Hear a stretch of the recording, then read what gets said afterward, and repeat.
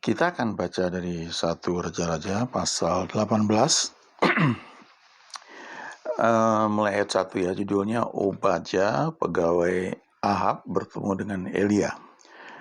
Dan sesudah beberapa lama datanglah firman Tuhan kepada Elia dalam tahun yang ketiga.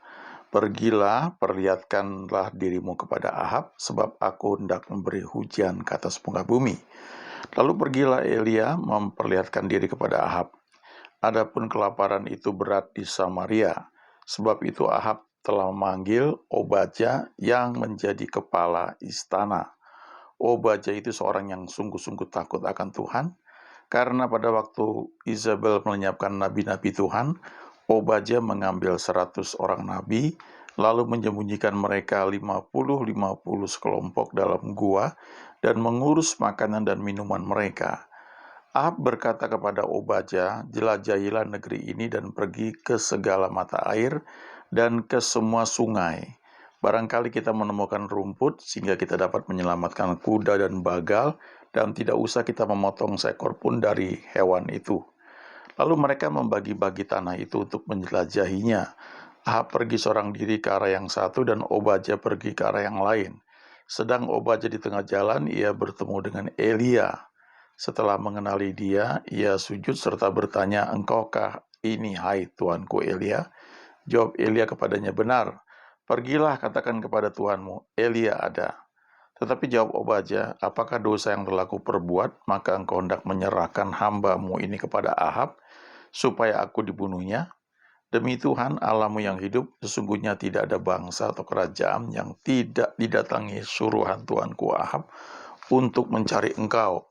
Dan apabila orang berkata ia tidak ada, maka ia menyuruh kerajaan atau bangsa itu bersumpah bahwa engkau tidak ditemukan di sana. Dan sekarang engkau berkata, pergilah dan katakan kepada tuanmu, Elia ada. Mungkin terjadi apabila aku sudah pergi daripadamu, roh Tuhan mengangkat engkau ke tempat yang tidak ku ketahui. Kalau aku sampai kepada Ahab untuk memberitahukannya dan engkau tidak didapatinya, tentulah ia akan membunuh aku. Padahal hambamu ini dari sejak kecil takut akan Tuhan. Tidakkah diberitahukan kepada Tuanku apa yang telah kulakukan pada waktu Izabel membunuh nabi-nabi Tuhan? Bagaimana aku menyembunyikan 100 orang nabi-nabi Tuhan dalam gua, 50 sekelompok dan mengurus makanan dan minuman mereka? Dan sekarang mengapa engkau ini berkata, pergilah katakan kepada tuanmu, Elia ada. Ia pasti akan membunuh aku. Jawab Elia, demi Tuhan semesta alam yang hidup yang kulayani, sesungguhnya hari ini juga aku akan memperlihatkan diri kepadanya. Sampai di situ dulu ya. Nah, kalau kita baca kisah mengenai Elia ini sebenarnya berawal dari pasal sebelumnya, pasal 17 ini ya. Elia di tepi sungai Kerit. Waktu itu ya dia bilang tidak ada hujan pada tahun-tahun ini kecuali kalau aku katakan. Lalu Tuhan menyuruh Elia sembunyi di tepi sungai Kerit, dan Tuhan sudah perintahkan burung gagak untuk pagi dan petang membawa roti dan daging. Lalu ketika sungai itu menjadi kering, maka Tuhan berfirman lagi kepada Elia untuk pergi ke Sarfat dan diam di sana karena ada seorang janda yang Tuhan telah perintahkan untuk memberi Elia makan. Jadi cerita ini Elia ini ya kalau difilmkan istilahnya ya, ada beberapa tokoh yang muncul ya. Ada Elia, lalu ada burung gagak ya yang diperintahkan Tuhan bawa makanan, bawa daging dan roti tiap pagi dan petang. Lalu ada sungai Kerit yang Tuhan pakai juga untuk memberi minum Elia ya. Lalu ada janda di Sarfat, dan janda ini punya seorang laki-laki yang sempat sakit kemudian meninggal. Lalu Elia doakan dan anaknya sembuh ya, bangkit kembali dan sehat kembali. Nah, lalu di pasal 18 ini ada tokoh lain ya, dalam kisah selanjutnya ini, lanjutannya ketika Tuhan mau menurunkan hujan dari langit, ada orang namanya Obadya ya. Kalau Ahab ini memang raja yang jahat ya, raja Israel yang waktu itu membuat orang Israel menyimpang dari Tuhan ya. Itu karena pengaruh istrinya yang namanya Izabel. Nah, Obadya ini dikenal ya. Kalau kita baca di sini ayat ketiga ya. Sebab itu Ahab telah memanggil Obadya yang menjadi kepala istana. Obadya itu seorang yang sungguh-sungguh takut akan Tuhan. Karena pada waktu Isabel menyiapkan nabi-nabi Tuhan, Obadya mengambil 100 orang nabi, lalu menyembunyikan mereka 50 sekelompok dalam gua, dan mengurus makanan dan minuman mereka. Nah, jadi dalam masa kelaparan, ya, masa kekeringan yang melanda tanah Israel itu pada saat itu, ada beberapa tokoh ya yang biasanya mungkin sering kita dengar ya, adalah janda di Sarfat ya, Elia, Ahab, nabi-nabi Baal ya. Tapi ada tokoh lain namanya Obadya, dan Obadya ini ternyata adalah kepala istana ya, kepala istana di ayat 3 nih ya. Dia kepala istana di mana Ahab itu yang menjadi raja. Nah, saya punya salah satu study Bible yang namanya Deix Bible. Ya, ada yang cetaknya. Nah, ini yang bentuk di gadget ya. Jadi kalau kita ketik di sini, ya misalnya catatan mengenai Obadya ya. Karena ada kitab Obadya kan, ya. Obadya 1 ayat 1, maka kita bisa lihat di sini ada 11, ada bukan 11 ya, ada 13 nama di Alkitab yang namanya Obadya ya, 13 orang ya. Ada nabi dari Yehuda ini yang menuliskan kitab Obadya. Ada orang keturunan Yahuda lagi ya, di 1 Tawarik 3:21. Ada orang dari suku Isakar, ya, ada seorang dari suku Benyamin, ada lagi seorang Lewi, ya, ada keturunan Gad, ya, Zebulon, ada juga pangeran dari Yehuda, ya, lalu keturunan Lewi, lalu ada orang-orang buangan yang kembali dari pembuangan, ada juga imam, ya, kemudian ada nomor 12 itu imam yang pulang dari pembuangan. Lalu nomor 13 adalah ini dia, Governor of Ahab's house ya. Jadi ini adalah kepala istana daripada Raja Ahab ya.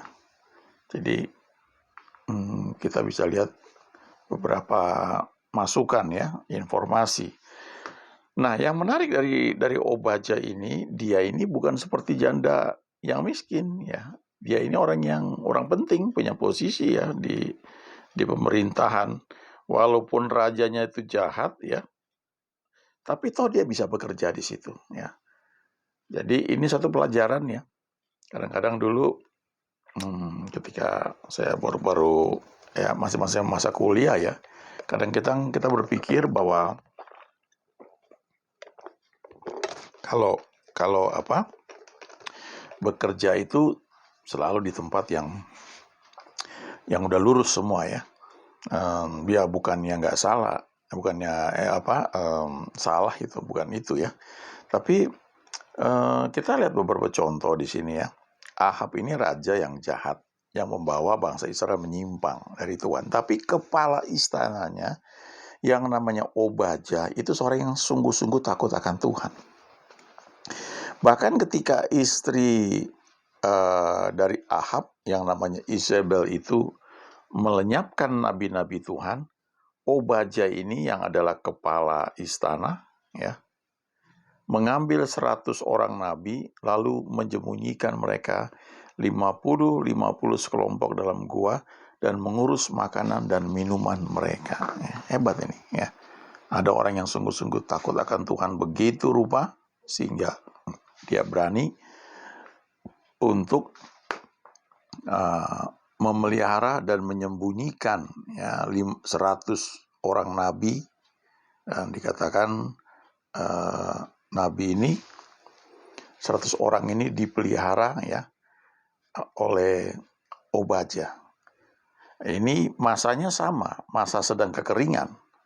Masa kekeringan di mana ada janda di Sarfat yang sudah nggak punya apa-apa lagi, tapi toh dia ternyata ada orang yang namanya Obaja, ya.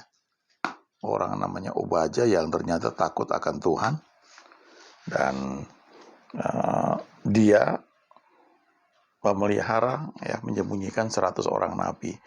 Nah, jadi apa yang saya mau sampaikan dari kisah ini, ya,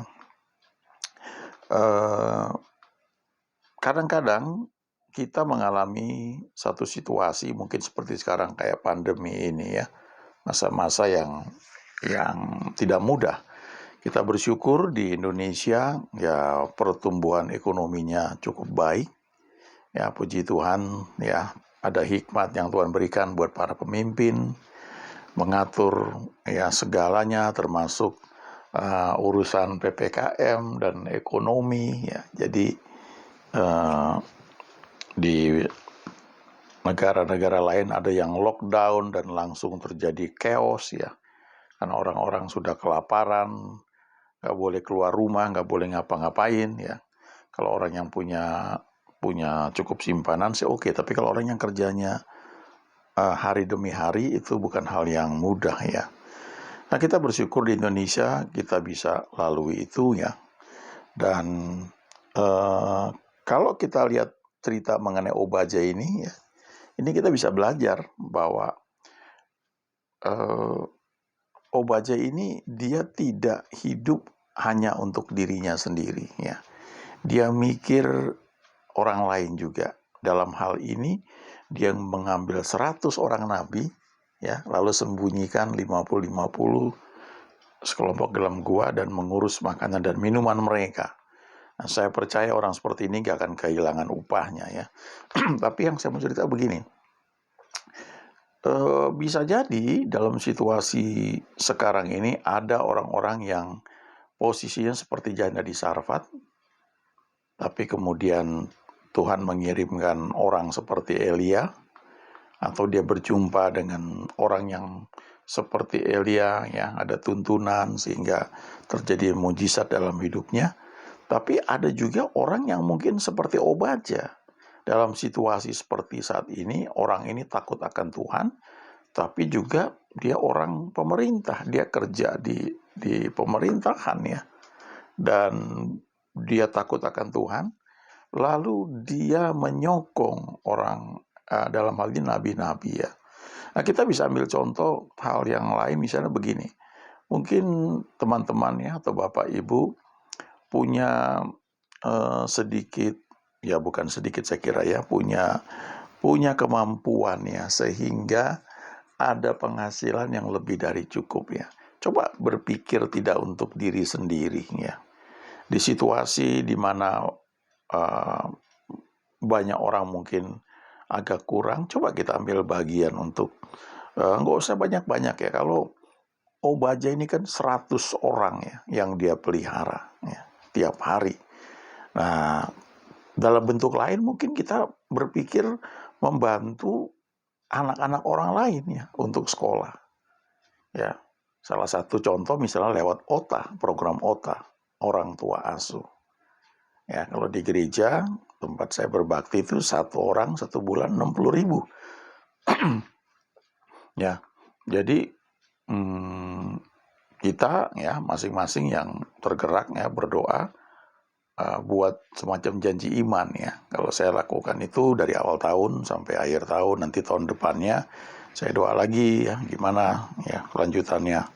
Terus seperti itu. Nah, coba bayangkan, ya, 60.000 itu kalau kita pergi beli kopi, 1 gelas kopi di beberapa tempat minum kopi yang keren, ya, itu 60.000 cuma 1 gelas itu, ya. Kita beli yang macam-macam, ya, saya lupa, ada yang Java atau apa gitu, ya, itu 55.000, ya. Jadi segelas kita minum itu juga nggak mengenyangkan karena itu cuma kopi, ya, bukan makanan berat, bukan makan siang. Sementara jumlah itu, ya, 55.000, ya, 60.000 lah gitu, itu bisa bermanfaat untuk satu anak sekolah dalam sebulan, ya, biayanya. Bisa dibuat seperti itu. Jadi kalau kita nih cukup berlebih, coba kita pilah-pilah lagi. Coba belajar dari Obadja ya. Mari kita lihat ya. Kalau kita bisa mensupport yang 1-2 orang, yang 5 orang, 10, 15, atau kalau kayak Obadja ini 100 orang. Kalau 100 orang ya berarti berapa itu ya? 6 juta ya. 6 juta sebulan ya. Besar bagi sebagian orang 6 juta itu. Tapi bagi sebagian orang yang lain itu mah jumlah yang gak seberapa ya. Dia bisa bayar tiap bulan atau sekaligus dia bayar setahun ya. Percayalah kalau kita lakukan dalam tuntunan Tuhan, yang kita beri itu gak pernah sia-sia ya.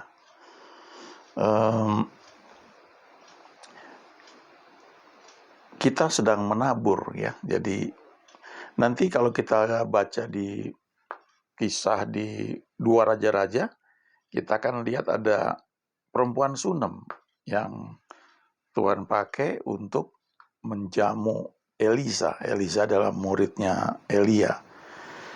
Nah, itu nggak sia-sia yang perempuan Sunem itu lakukan. Ya, ada perlindungan, ada janji yang pernah Tuhan, ya ada secret petition ya istilahnya, ya, keinginan tersembunyi dalam diri perempuan Sunem itu yang Tuhan berikan, yaitu seorang anak ya, seorang anak laki-laki.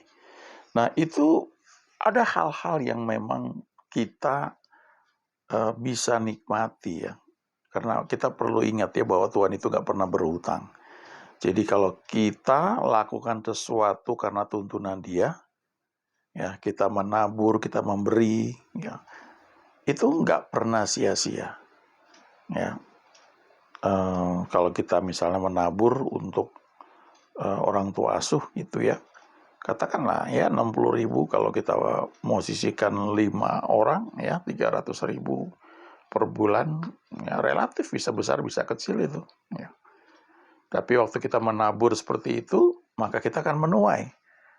Bentuknya bisa macam-macam, bisa aja kita dapat kesempatan sekolah nantinya, ataukah anak-anak kita dapat sekolah yang bagus ya. Karena hukum tabur tuai itu ya berlaku. Tapi harus dalam tuntunan Tuhan. Itu yang perlu kita ingat ya. Nah, Obadja ini memang mengambil resiko ya. Karena dia sembunyi-sembunyi kan.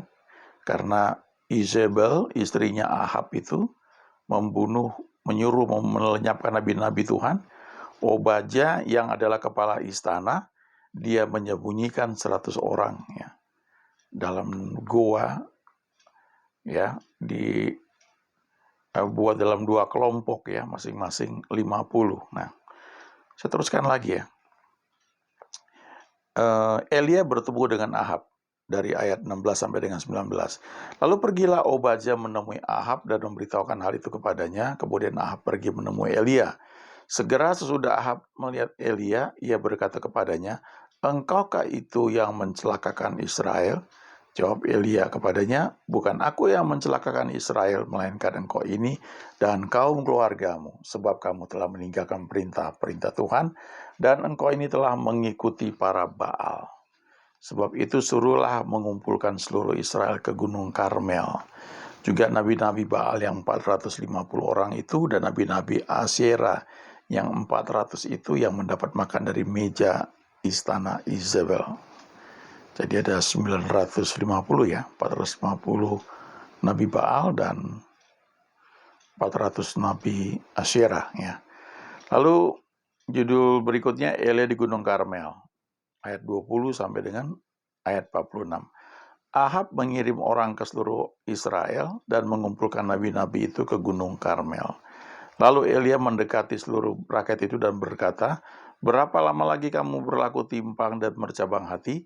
Kalau Tuhan itu Allah, ikutilah Dia, dan kalau Baal, ikutilah dia."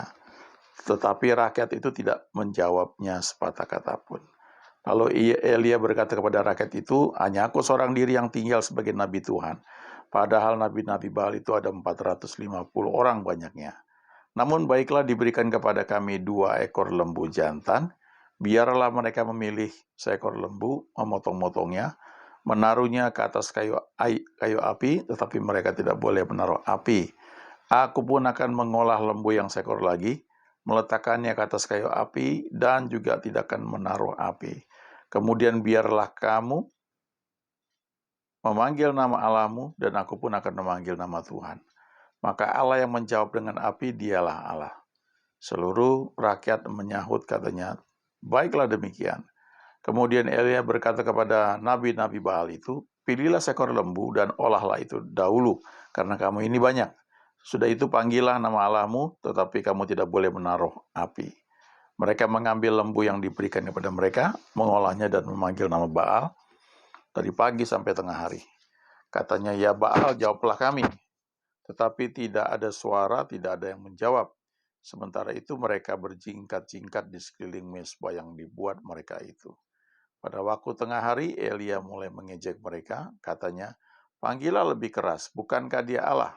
Mungkin ia merenung, mungkin ada urusannya, mungkin ia bepergian. Barangkali ia tidur dan belum terjaga. Maka mereka memanggil lebih keras serta menoreh-noreh dirinya dengan pedang dan tombak, seperti kebiasaan mereka, sehingga darah bercucuran dari tubuh mereka. Sesudah lewat tengah hari, mereka kerasukan sampai waktu mempersembahkan korban petang, tetapi tidak ada suara, tidak ada yang menjawab, tidak ada tanda perhatian. Kata Elia kepada seluruh rakyat itu, datanglah dekat kepadaku, maka mendekatlah seluruh rakyat itu kepadanya. Lalu ia memperbaiki mezbah Tuhan yang telah diruntuhkan itu ya. Perhatikan ini ya, ketika Elia mau berdoa, dia panggil dulu seluruh rakyat ini untuk dekat kepada Elia. Ini bicara tentang unity ya. Lalu ia memperbaiki mezbah Tuhan yang telah diruntuhkan itu. Nah ini hal penting yang selalu harus ada dalam hidup kita ya, di rumah kita pribadi ya, apalagi di gereja, di pelayanan. Kalau kita nggak punya mezbah, waduh ya, kita mau khotbah apa hari Minggu ya, kita mau bikin apa ya. Kalau kita nggak hati-hati, maka pelayanan di gereja itu tidak lebih dari entertainment ya, satu sarana untuk membuat orang seneng ya. Ada puji-pujian, ya, nyanyian rohani, band, lalu ada door prize, lalu orang datang dikasih konsumsi. Ya. Tapi itu nggak lebih dari pertunjukan ya. Tapi kalau kita ingin bahwa orang-orang itu dijamu oleh kehadiran Tuhan, yang nggak bisa dibeli sama uang, yang nggak bisa mereka peroleh di tempat lain, kecuali di gereja ya. Maka hal pertama yang perlu kita perhatikan adalah memperbaiki mezbah. Mezbah itu apa? Mezbah itu tempat mempersembahkan korban kepada Tuhan. Ya, bukan panggung. Kalau panggung itu tempat kita tampil, panggung itu untuk kita dilihat oleh orang lain. Tapi kalau mezbah itu orang lain nggak lihat, tapi yang lihat Tuhan. Ya, kita perlu menjaga mezbah kita. Ini bisa bicara kehidupan doa secara pribadi, ya, secara corporate dalam pelayanan. Jangan kebanyakan rapat tapi kurang membangun mezbah bagi Tuhan. Nanti hasil rapatnya cuma hanya sejauh kemampuan otak kita berpikir ya. Belajar memperbaiki mezbah supaya kita dapat ide-ide yang dari Tuhan, yang sifatnya itu akan sangat luar biasa. Nah, waktu kita memperbaiki mezbah ya, mezbah itu juga bisa berarti ya persembahan kita kepada Tuhan. Orang lain nggak tahu, tapi Tuhan tahu. Jadi di sini ada unity ya, ada perbaiki mezbah, kemudian ayat ke berapa ini? Ayat ke-11 ya. 31 ya, 31. Kemudian Elia mengambil 12 batu menurut jumlah suku keturunan Yakub. Kepada Yakub ini telah datang firman Tuhan, engkau akan bernama Israel. Ia mendirikan batu-batu itu menjadi mezbah demi nama Tuhan dan membuat suatu parit sekeliling mezbah itu yang dapat memuat 2 sukat benih. Ia menyusun kayu api, memotong lembu itu dan menaruh potongan-potongannya di atas kayu api itu. Jadi ini ada proses yang cukup lama ya, takes time ini. Ya. Sebelum terjadi mujizat itu ada rangkaian yang perlu dikerjakan oleh Elia dan itu butuh waktu. Sesudah itu ia berkata, penuhilah 4 buyung dengan air dan tuangkan ke atas korban bakaran dan ke atas kayu api itu. Nah, air saat itu adalah barang yang langka, yang mahal sekali. Tapi ini diminta untuk dituangkan ke atas korban bakaran dan ke atas kayu api. Ya. Jadi secara logika ini malah makin sulit terbakar ini ya, kayu apinya ini. Kemudian katanya buatlah begitu untuk kedua kalinya, dan mereka berbuat begitu untuk kedua kalinya. Kemudian katanya buatlah begitu untuk ketiga kalinya. Jadi betul-betul korban ini, air yang sangat berharga itu diberikan ya. Dan mereka berbuat begitu untuk ketiga kalinya sehingga air mengalir sekeliling mezbah itu, bahkan parit itu pun penuh dengan air. Nah, ingat mezbah itu adalah tempat berkorban, ya, membawa korban kepada Tuhan.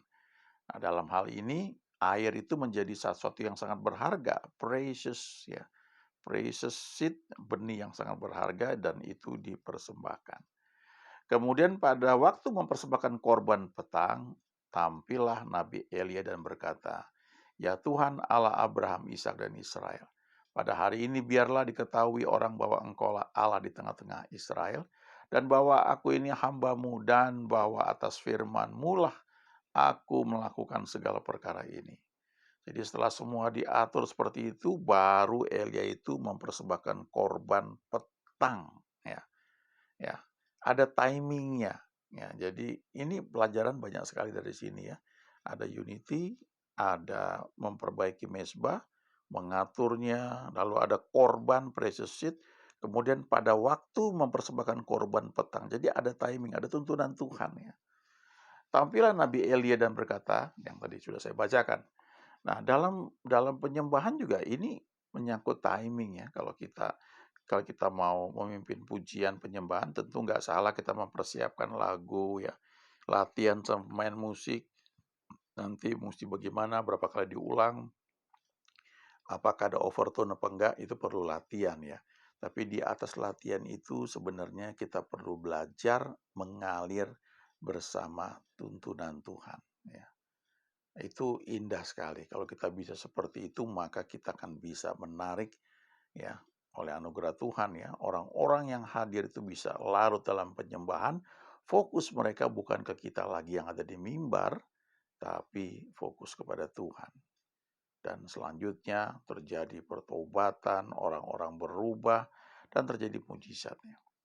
Lihat ayat selanjutnya, jawablah aku ya Tuhan, jawablah aku supaya bangsa ini mengetahui bahwa Engkaulah Tuhan Allah, ya Tuhan, dan Engkaulah yang membuat hati mereka tobat kembali.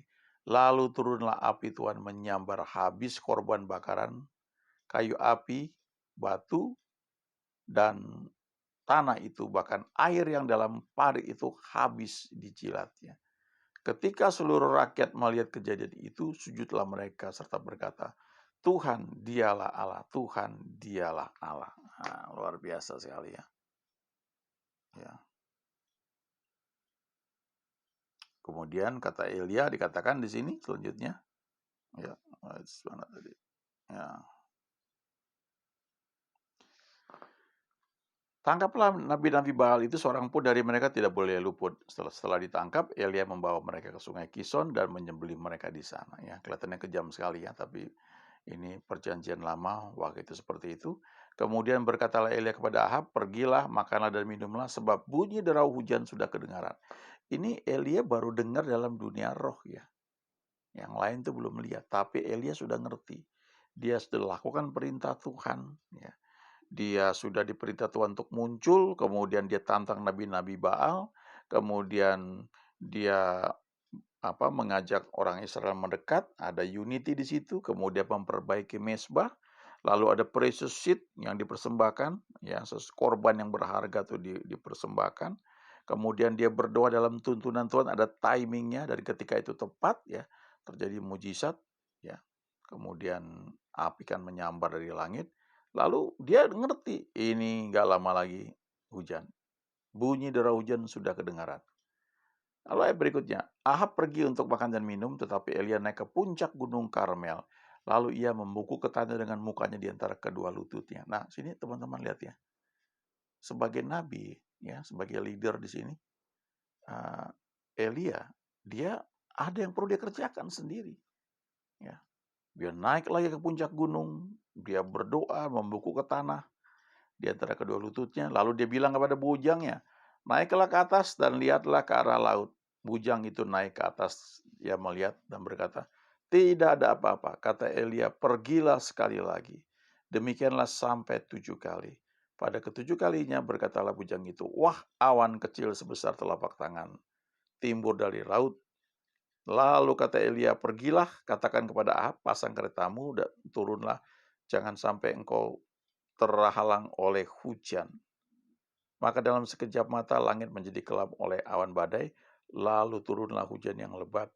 Ahab naik kereta lalu pergi ke Yisrael, tetapi kuasa Tuhan berlaku atas Elia. Ia mengikat pinggangnya dan berlari mendoleh Ahab sampai ke jalan yang menuju Yisrael. Ya, ini dia diraibkan ya. Nah, kita melihat di sini mujizat terjadi setelah hal-hal dilakukan oleh Elia. Ada step ya. Nah, dalam pelayanan ini juga hal yang sama ya.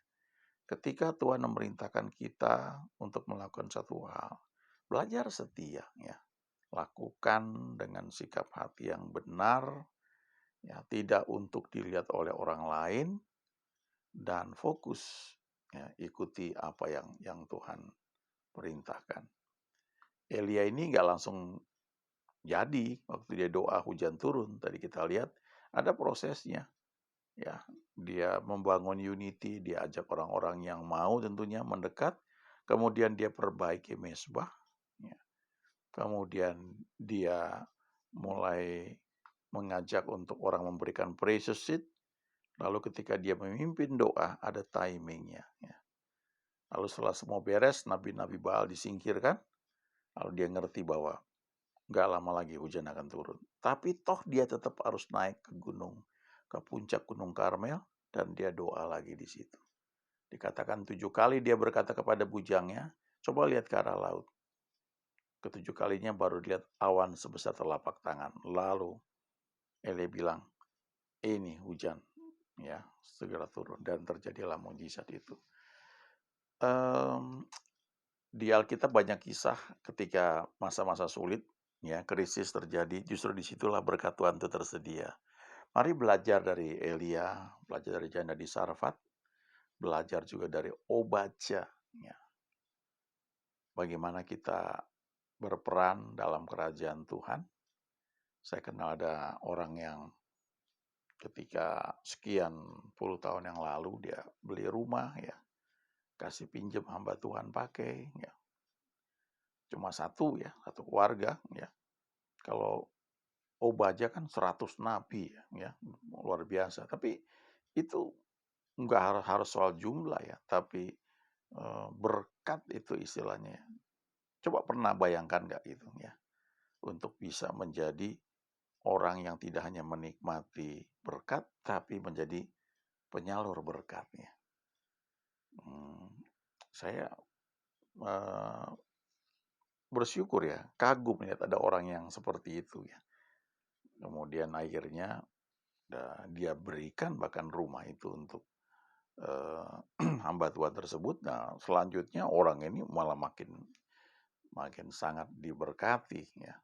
Ada prinsip di Alkitab, give and it shall be given. Kalau kita memberi dalam tuntunan Tuhan itu nggak pernah sia-sia. Ya. Dan kita akan melihat bahwa dalam segala hal Tuhan selalu dapat diandalkan. Ingat baik-baik, surat Yohanes berkata Allah adalah kasih, dan karena dia tidak pernah berubah dahulu sekarang dan selama-lamanya, maka kita bisa percaya bahwa dia senantiasa baik. Ya, dia Tuhan yang selalu baik. God is good all the time. Amin.